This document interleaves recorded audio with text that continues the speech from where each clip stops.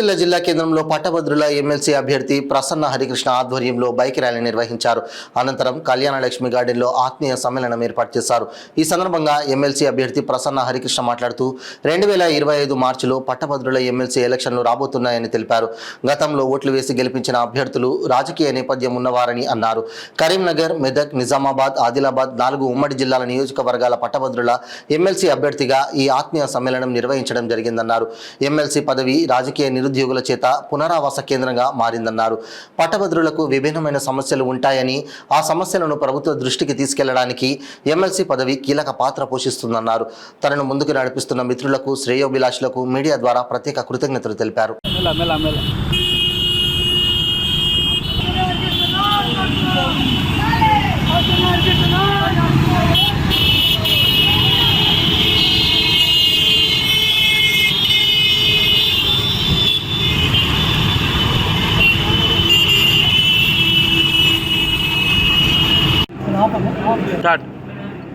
రాజన్న సిరిసిల్ల జిల్లా మీడియా మిత్రులందరికీ కూడా నమస్తే.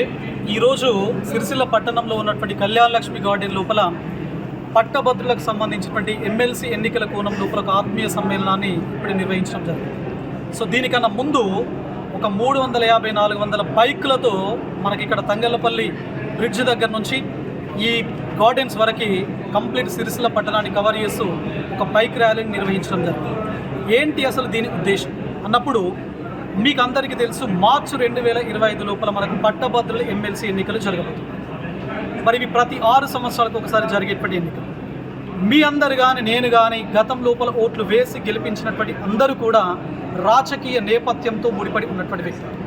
మరి ఈ పర్టికులర్ ఈ 4 ఉమ్మడి జిల్లాలకు సంబంధించినటువంటి పట్టభద్రుల నియోజకవర్గం లోపల కరీంనగర్, మెదక్, నిజామాబాద్ మరియు ఆదిలాబాద్ ఈ నియోజకవర్గం లోపల మొదటిసారిగా రాజకీయాలకు అతీతంగా విద్యా వ్యవస్థకు సంబంధించిన ఒక వ్యక్తిగా మీ జిల్లాకు, మన జిల్లాకు సంబంధించిన ఒక ముద్దు బిడ్డగా ఈరోజు నేను ఈ మన రాజన్న సిరిసిల్ల పట్టణంలో ఉన్నటువంటి కళ్యాణలక్ష్మి గార్డెన్లో ఈ ఆత్మీయ సమ్మేళనం నిర్వహించడం జరిగింది.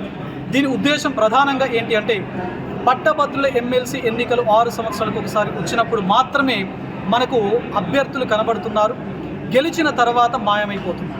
అంటే ఈ ఎమ్మెల్సీ అనేటువంటి పదవి రాజకీయ నిరుద్యోగుల చేత అది పునరావాస కేంద్రంగా మారిపోయినటువంటి సంఘటన మనం గతం నుంచి ప్రస్తుతం చూస్తున్నాం. ఇలా కాదు, ఎందుకంటే పట్టభద్రుల యొక్క సమస్యలు చాలా డైవర్జెంట్, విభిన్నమైనటువంటి సమస్యలు పట్టభద్రులకు ఉంటాయి. మరి ఈ సమస్యలను ప్రభుత్వానికి విజ్ఞప్తి చేయడం లోపల, ప్రభుత్వానికి రిప్రజెంట్ చేయడం లోపల కీలక భూమిక పోషించేటువంటి వ్యక్తే పట్టభద్రుల ఎమ్మెల్సీ. మరి ఆ పదవి కేవలం అలంకారప్రాయంగా మాత్రమే మారింది.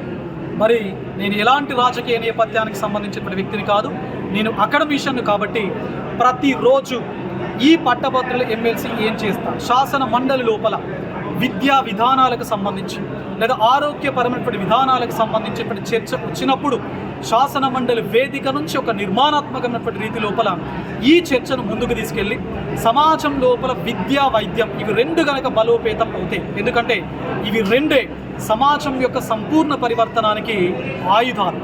మరి ఈ రెండింటిని బలోపేతం చేయడం కోసము నేను నా 19 సంవత్సరాల ఉద్యోగ జీవితానికి మొన్న అక్టోబర్ 28వ తారీఖున రాజీనామా చేసి రాజకీయం లోపలికి నేను అడుగుపెట్టడం జరిగింది. మరి ఇప్పటి వరకు మీరు పట్టభద్రుల కోణం లోపల రాజకీయాలు చూస్తున్నారు, బట్ మార్చి తర్వాత జరిగేటువంటి రాజకీయాలు విభిన్నమైనటువంటి కోణంలో ఉంటాయి. ఎందుకంటే కేవలం సమస్యలను మాత్రమే ప్రభుత్వం దృష్టికి తీసుకెళ్ళడం, ఆ సమస్యకు కేవలం సమస్యను మాత్రమే తీసుకెళ్ళడం కాదు, ఒక సమస్య వచ్చినప్పుడు దానికి డిఫరెంట్ డైమెన్షన్స్ లోపల సొల్యూషన్ కూడా ప్రభుత్వానికి ఇవ్వడం, అందజేయడం అనేది నా యొక్క గమ్యంగా, నా యొక్క లక్ష్యంగా నేను ముందుకు వెళ్తాను. మరి అదేవిధంగా ఎన్రోల్మెంట్ ప్రక్రియ కూడా 2వ దఫా స్టార్ట్ అయింది. రేపటి వరకు డిసెంబర్ 9 వరకు లాస్ట్ డేట్ ఉంది. కాబట్టి నేను మీడియా మిత్రుల ద్వారా సిరిసిల్ల జిల్లాకు సంబంధించినటువంటి ప్రతి ఒక్క వ్యక్తికి, గ్రాడ్యుయేట్స్ ఎవరైతే ఉన్నారో ఇప్పటి వరకు ఎన్రోల్మెంట్ చేసుకోకుండా ఎన్రోల్మెంట్ ప్రాసెస్కు దూరంగా ఉన్నటువంటి అందరి గ్రాడ్యుయేట్స్కి మీ ద్వారా నేను విజ్ఞప్తి చేస్తున్నాను, దయచేసి మీరు ఎన్రోల్మెంట్లో భాగం కండి. అది సింపుల్, 5 నిమిషాల్లో మనకు పూర్తవుతుంది. మరి ఎప్పుడైతే మనం ఎన్రోల్మెంట్ చేసుకుంటామో అప్పుడు మాత్రమే మనకు ఓటు హక్కు వినియోగించుకునేటువంటి అవకాశం ఉంటుంది. కాబట్టి ఓటు హక్కును మనం వాడుకుంటేనే ప్రజాస్వామ్యాన్ని మనం పరిరక్షించేటువంటి వాళ్ళం అవుతాం. ఓటు వేయకుండా ఓటింగ్ ప్రాసెస్కు మనం దూరంగా ఉండి ప్రజాస్వామ్యం గురించి మాట్లాడడం అనేది అది కరెక్ట్ కాదు. కాబట్టి అందరు గ్రాడ్యుయేట్స్ ఈ ఎన్రోల్మెంట్ ప్రాసెస్ లోపల మీరు భాగం కండి. అదేవిధంగా మీ సమస్యలు ఎవరికైతే తెలుసు, ఎందుకంటే నేను 2008 లోపల జూనియర్ లెక్చరర్గా నేను పదవి బాధ్యతలు స్వీకరించిన తర్వాత 15 సంవత్సరాల పైచీలకు ఉద్యోగ బాధ్యతలు నిర్వర్తించాను. తెలంగాణ ఉద్యమం లోపల ఉద్యోగ సంఘాల తరఫున ఆదిలాబాద్ జిల్లా పక్షాన నేను నా యొక్క నేపథ్యం ఉన్నది. అదేవిధంగా 2011 లోపల ఆంధ్ర దాష్టీకాలకు వ్యతిరేకంగా తెలంగాణ ఉద్యమ నేపథ్యం లోపల తెలంగాణ జూనియర్ లెక్చరర్ల సంఘాన్ని ఏర్పాటు చేసి దానికి రాష్ట్ర కన్వీనర్గా పనిచేసినటువంటి నేపథ్యం ఉంది.